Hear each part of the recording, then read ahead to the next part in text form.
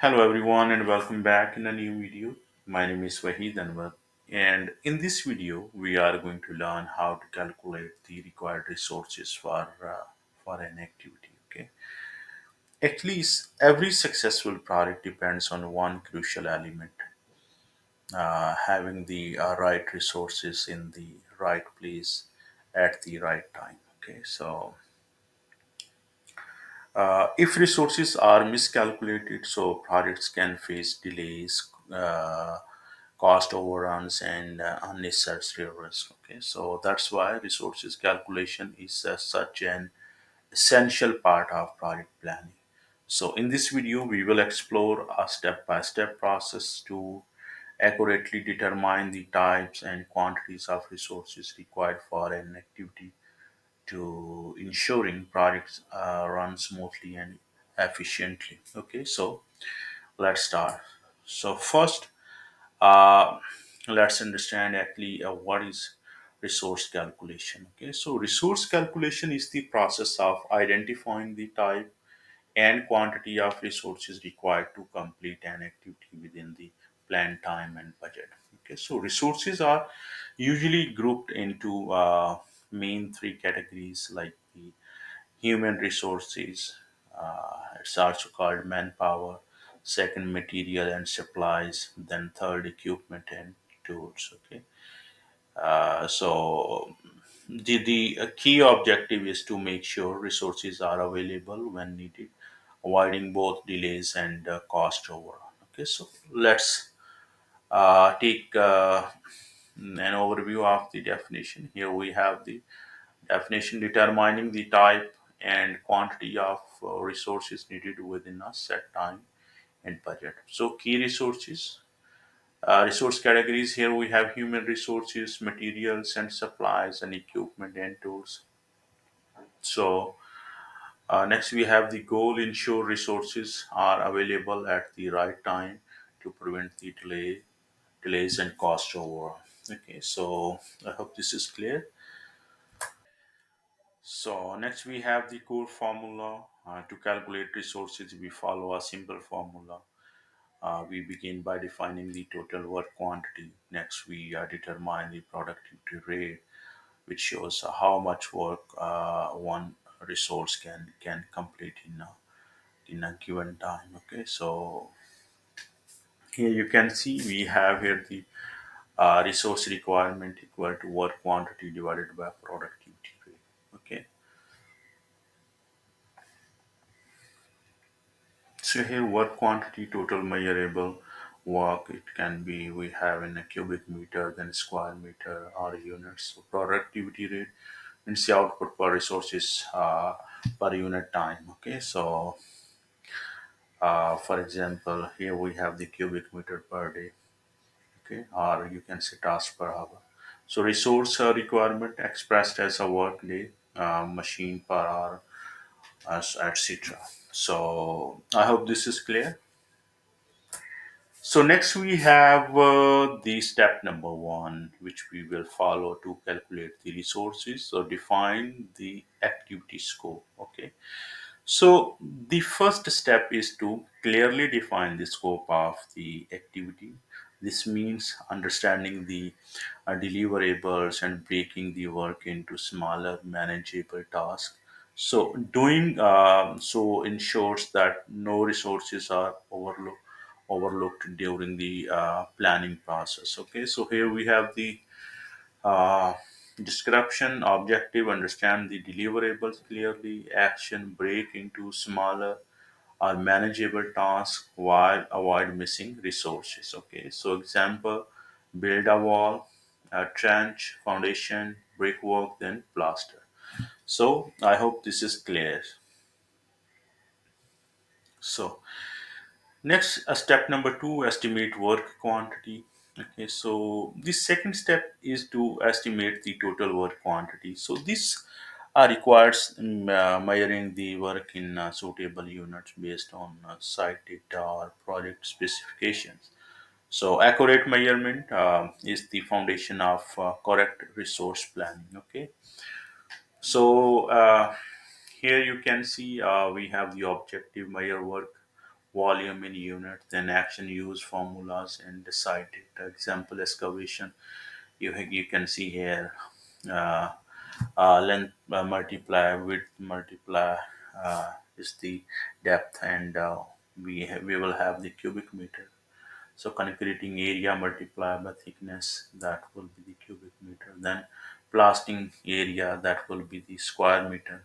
It's software, features, story points, etc. So I hope this is clear. So next we have here the determine productivity rate. So the third step is to determine productivity rate. So this tells us the amount of work our resource can produce in a specific time. So productivity can be established from benchmarks, historical records, or you can say expert judgment. Okay, so under defined, under determined productivity rates, you can see we have the objective output per resources per unit time, then action use, benchmarks, history, or you can say expert input. So next we have the examples for cubic meter per day, then bricklayers 50 bricks per hour, then developer 5 tasks a day. So I hope this is clear. Okay, so next step number 4, calculate resource requirements. So once work quantity and productivity are given, so we can calculate the resource requirement. This step translate product needs into measurable units such as worker days, uh, worker per days, or you can say equipment per hour, making it easier to align the resources with the schedule. Okay, so here you can see we have the formula in action. We have just excavation example, work quantity, then productivity, then requirement equal to 10 sorry 100 100. You know it, we have here the 100 cubic meter multiplied by then 10 cubic meter per day. That is the productivity, and 100 divided by 10, so it's mean we need a 10 workers. Okay, so then one worker multiplied by 10 days, or you can say two workers multiplied by 5 days. Okay, so I hope this is clear. So next we have step 5, adjust for the project duration. So actually this requirement must then adjust it according to the project deadline. If the available time is shorter than the calculated requirement, so the number of resources must be increased to meet the duration. So here you can see we have here the workers needed per day, then total workers per day, then available days. Here you can see we have just put in the formula requirements. We have 10 workers, okay, per day, then available 5 days workers needed equal to 10 divided by 5. So two workers per day we need. Okay, so I hope this is clear. Next, we have step 6, factor in availability. So, after calculation, availability must be checked. Okay, so resources may be, you can say, theoreticality sufficient, but not practicality available. So, it is important to confirm labor availability, equipment scheduling, and material delivery before finalizing the plan. So here we have the verify labor, equipment, and material availability. Then adjust schedule or resources if conflict arise. Okay. Question: are workers free? Okay. Is equipment booked? Will material arrive on time? It's very important to check the factors of resources if they are available or not. Okay. So step number 7, add contingency buffer. Okay. So to account for risk, inefficiencies, or you can see, or unforeseen delays, or contingency buffer is needed. Okay, so this typically is a percentage range from 10 to 20%, and measures that the project stays on track even if minor disruptions occur. Okay, so here we have the overview. Objective cover the risk and the inefficiencies. Action add 10 to 20% buffer.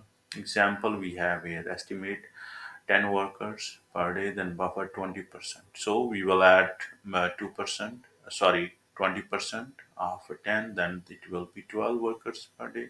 So for 5 days, 12 divided by 5, 2.4. Assign 3 workers. Okay, so I hope the contingency buffer is clear. Okay. So next step, summarize and allocate. So the final step is to summarize and allocate resources using a structured approach, and such as resource breakdown structure, or you can say summary table like this. I have just make up summary table here to make it easy for everyone. Okay, so this provides a clarity on resources type, quantity, and duration, ensuring all the stakeholders have a clear understanding. So here you can see we have here the use resource breakdown structure, or you can say summary table. So here we have the resource type, then resource name, quantity, duration, etc. Here you can see. So I hope this example is clear. So after that we have the practical example, plastering a wall. So actually, this process can be applied step by step to any activity. Okay, so by following the method consistently, we can accurately calculate and allocate resources to support efficient execution. Okay, so you can also apply for your task wall equal to, you can see here, 10 meter multiplied by 3 and equal to 30 square meter. Okay, so productivity 6 square meter per day. Then requirement 30 divided by 6 is equal to 5 workers hour per day per hour. So here we have the one worker equal to 5 hours, then completed in the same day. Okay, so I hope this is clear. Okay, so next we have key takeaways.